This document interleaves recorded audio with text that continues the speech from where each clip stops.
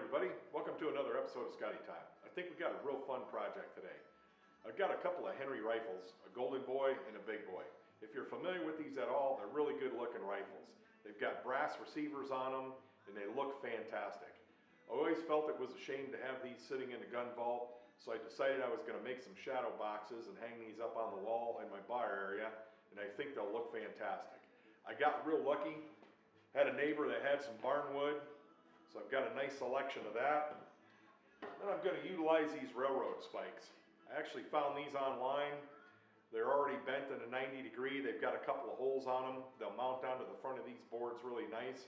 I think it's going to make it look fantastic, nice and rustic looking. So let's get after this project today and have some fun. So here's a look at our Henry rifles, folks.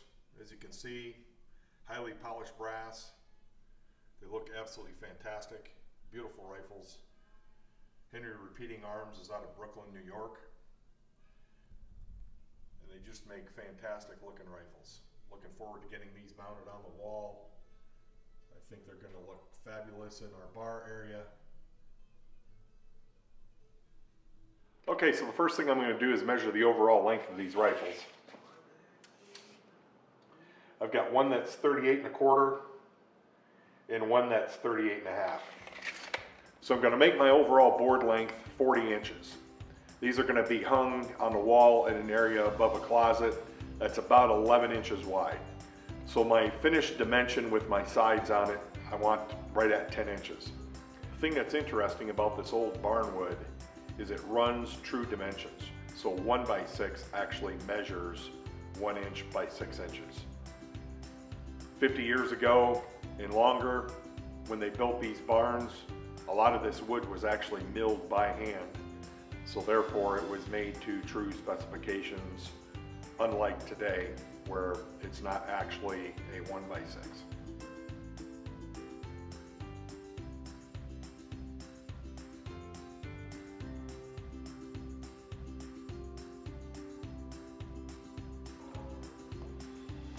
Okay, now we'll go ahead and make some cuts. Turn on our collection system here.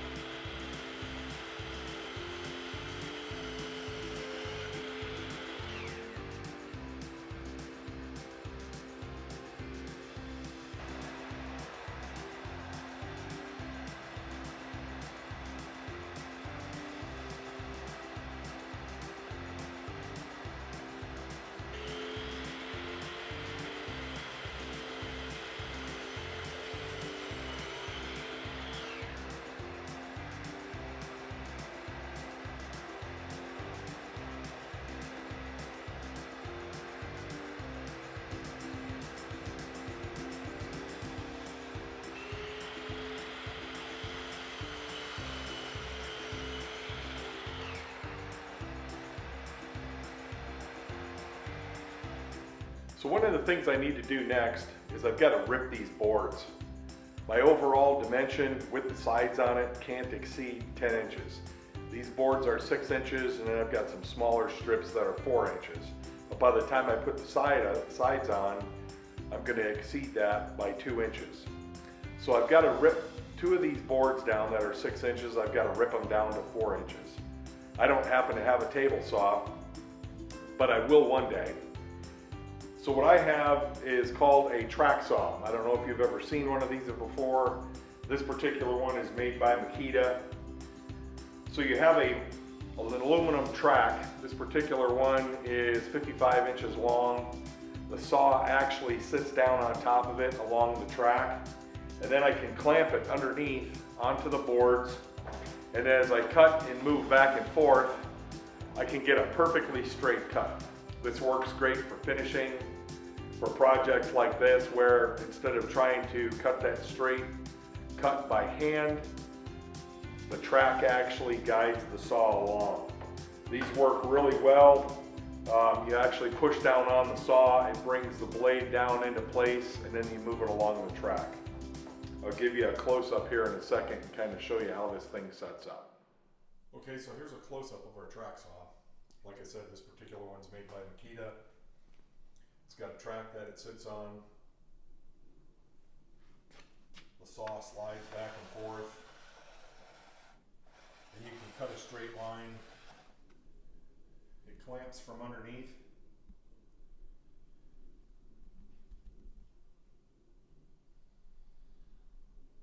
Holds everything in place really nice. And then on the saw itself, I've got a button right here that releases the drop. So as I push that in and hit the trigger, the saw rotates forward. You can see the blade down there. So you start at the beginning of your cut.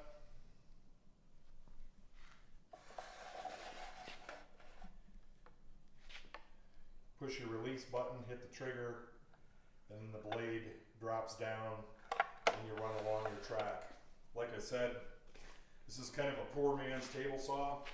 What I really like about it though is it's portable. So if you're working on a project up in your cabin in the mountains or someplace that might be a little bit more of a remote location, this still works out pretty well. Now obviously if you've got 8-foot boards or something like that, it's not going to work out too well, but for the type of stuff I'm doing here, anything under 55 inches, this works well. I've built a whole closet shelving network just using this piece right here.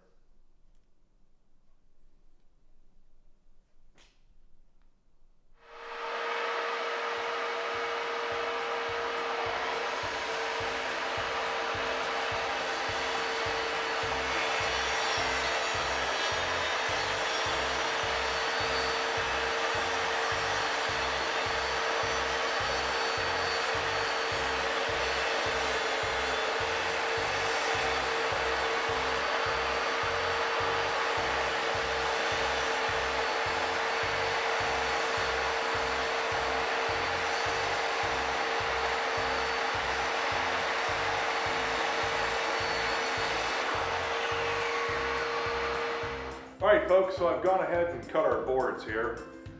We're at 40 inches for our base. This is going to be our base piece. It's going to be one of our side pieces, side piece, and then we'll have our two end pieces. So everything, once I put it together, is going to be a shadow box looking setup kind of like this. I'm going to go ahead and get my nail gun out and we'll start nailing this together and see what she looks like. Okay, so we have our pieces ready to nail. I've got my Bostitch finish nailer here. I got to tell you, I don't know how I ever survived in life of doing construction projects and projects around the house without an air nailer. These things make the job so easy and pretty effortless when putting pieces together.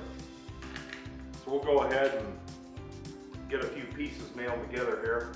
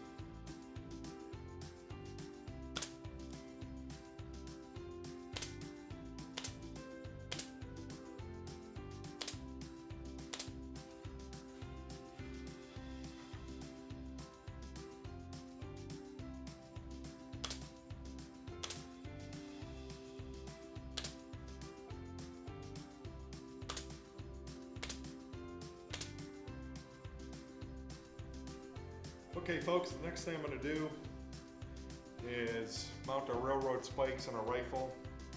I'm going to set this particular one inside the box here. I'll take my spikes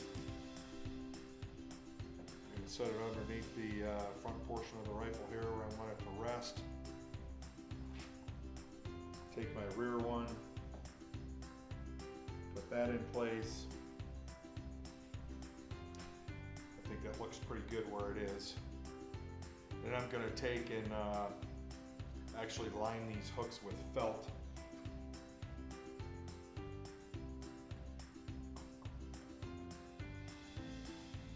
Mark a little hole there. Mark a hole here. Now we know that's where we want our hooks to be.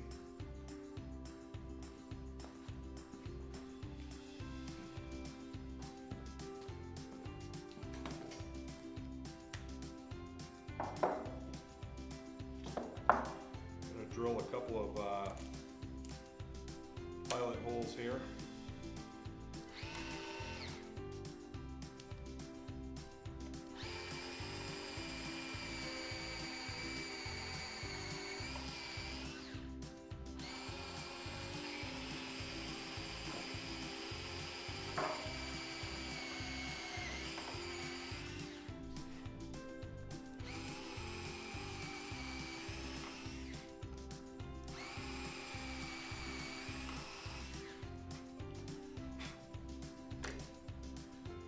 Screws. Put those through our hooks.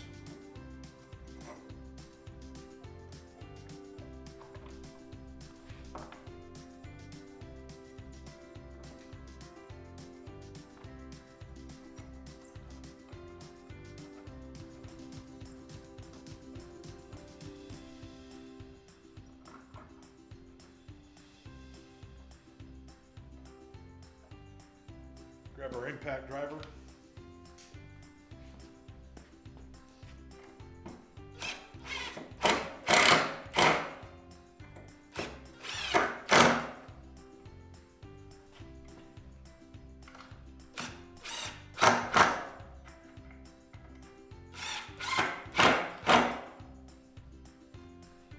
Nice and snug.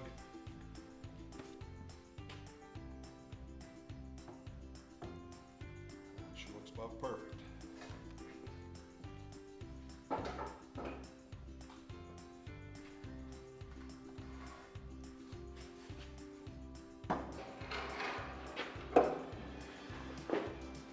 Just see what that looks like. So I think this is going to look absolutely fantastic hanging on the wall. It's all rustic down there. I think it's going to look great. Alright, we'll go ahead and take our second rifle here. This one's the .22 caliber. A little different dimensions. The receiver isn't as thick as the .357 is.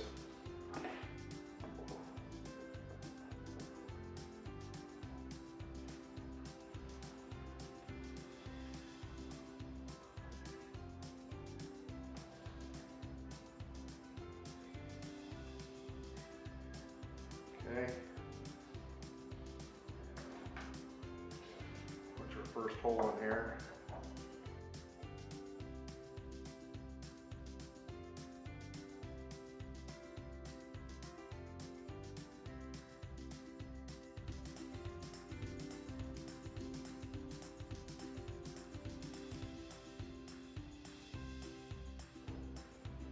That's number 2.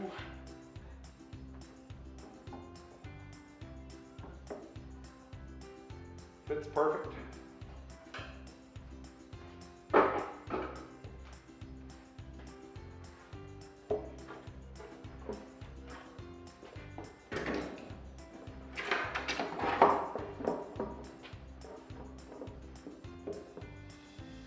Spin this around and show you what she looks like.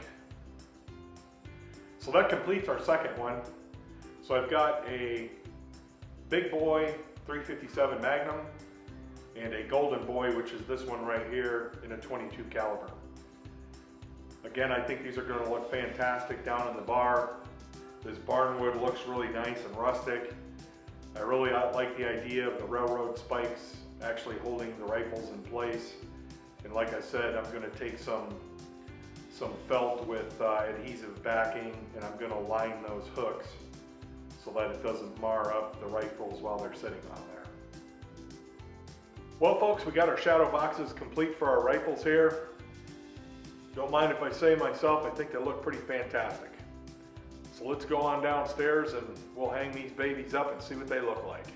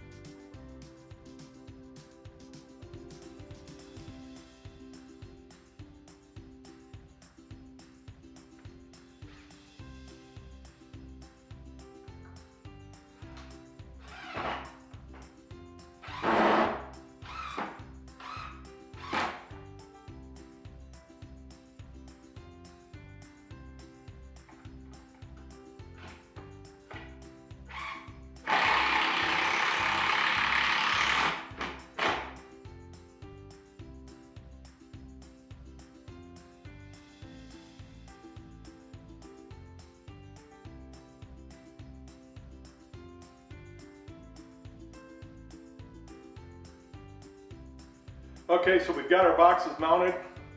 If you noticed, I didn't have to use a stud finder on this. I just know from the construction standpoint that I've got a beam running across here and one going across the top. So it made it real easy. I just drilled some pilot holes so I wouldn't crack the barnwood on the boxes themselves, and then fastened them to the wall with simple 3.5 inch long drywall screws. We'll go ahead and put the rifles up now and see what she looks like.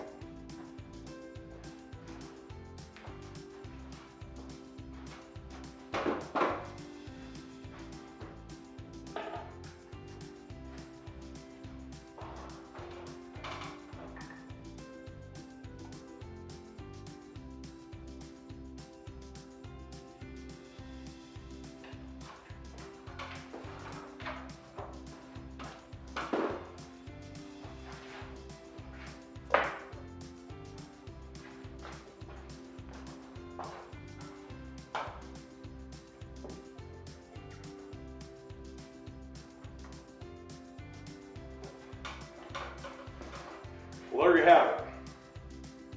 Looks better than I thought it would. Nothing like 100-year-old barnwood to showcase something old like a lever action rifle. Pretty happy with the results. Well folks, we got our shadow boxes all done. I think I'm going to put a few rounds through the Henry Big Boy here before we hang her up on the wall. I think it's going to look great down in the bar, and it's been a fun project.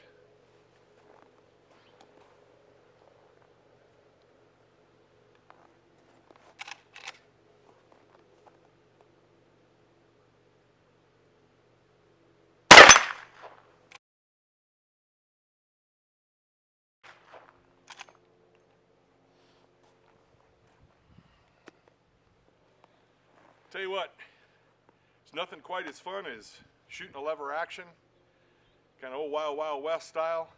A lot of fun. Henry Big Boy, nice rifle. We're going to hang her up on the wall again, and I think she'll look fantastic. Thanks again for watching. If you like the videos, please hit the subscribe button and the like. If you want notices, every time I post something, just click that little bell next to subscribe. And every time Scotty Time has a post, you'll get a notification from the email. Once again, we really appreciate you watching. I'm Scotty. This is another episode of Scotty Time.